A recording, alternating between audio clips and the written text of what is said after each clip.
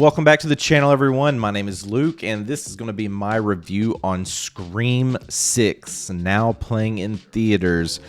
I mean, it just feels like we just got Scream 5. Granted, it came out just a year ago, so it's pretty incredible in a way to see how fast they were able to move on this one.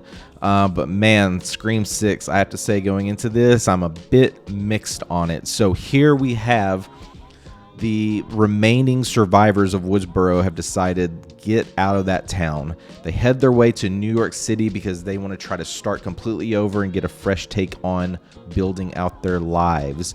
Here we have Tara that is now going to the University of New York. Sam basically just follows along because she wants to protect Tara, so she's just working as many jobs as she can to help pay rent.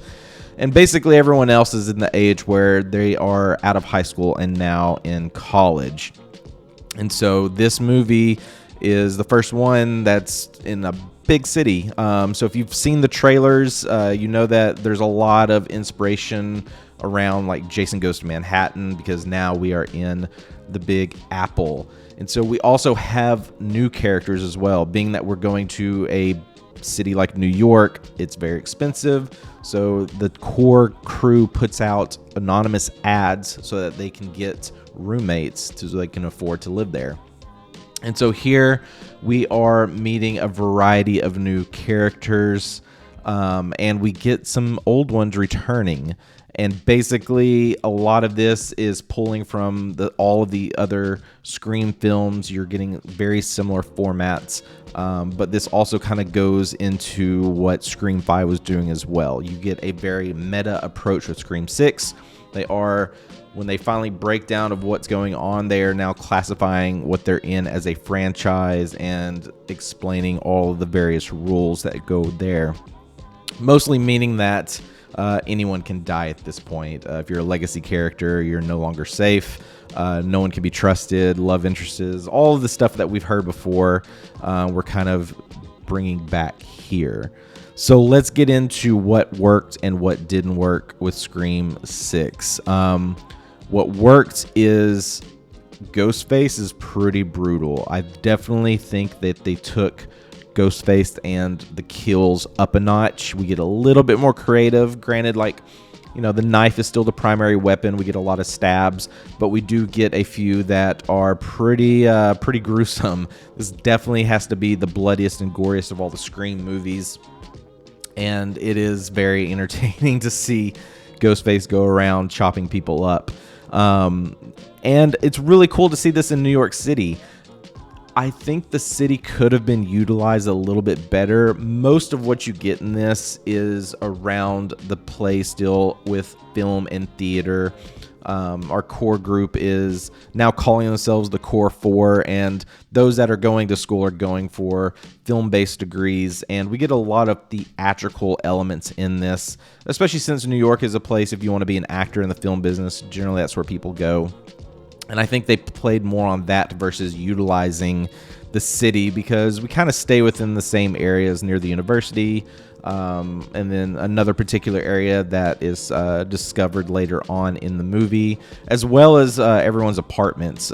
We do have Courteney Cox returning as Gale Weathers, still up to the same tricks, writing books, reporting for the news, investigating.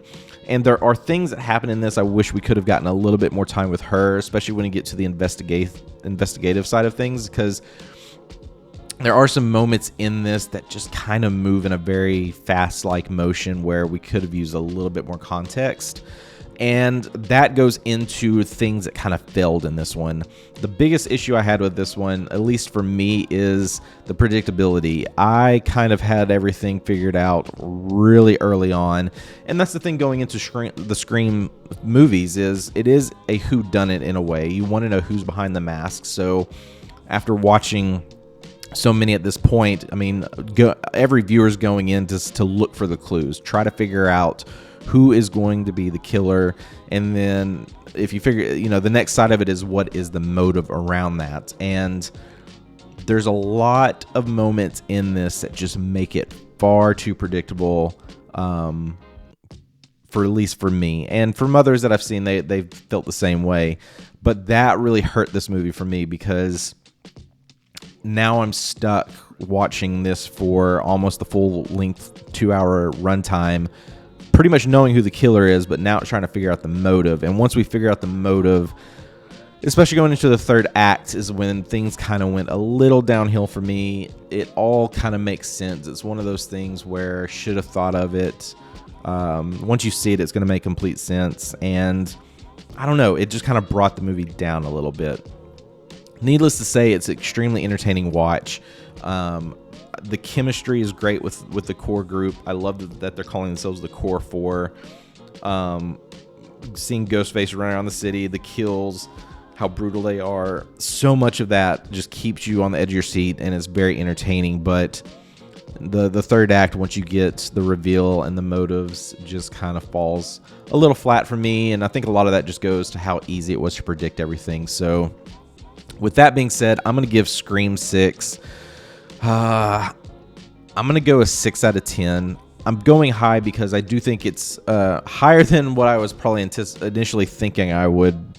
I wish it could have been higher. If they would have perfected the reveal and made the killer someone else, this definitely would have gotten a higher rating. But it almost feels like they're stretching for ideas because they're just using the same formula over and over and over again. But there are some interesting things that happen in this that could lead to another installment. And I hope that if they do continue on with this franchise, they can do something a little bit different, because that's what this movie needs.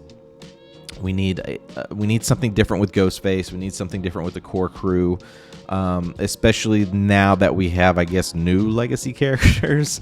But overall, a little bit disappointed in this one. It is an entertaining watch. I do think it's a little bit better than some of the other Scream films that we've gotten, but I just needed more. And I think most of the fan base would probably agree there, is that we just need more from this franchise. It seems like they kind of wanted to do something a little bit new, but they just didn't do enough.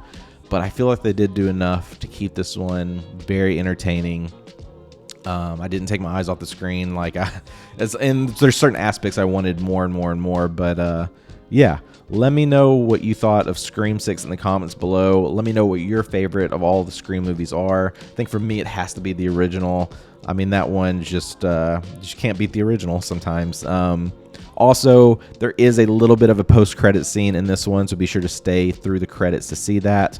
Also, I'm a huge Linkin Park fan, so it's awesome to see that Mike Shinoda has worked on 2 songs that are in this movie, so it's really cool to see that as well, and that made this a fun watch. But great theater experience. Very curious to see what everyone thinks on Scream 6 and what everyone's thoughts are on future installments. So I'll be back again with more reviews soon. I did see a couple of other movies that coming out this weekend, so I'll be reviewing those soon, among more coming out in the coming weeks. So thanks so much for checking out the channel. Be sure to like and subscribe. We'll see you next time.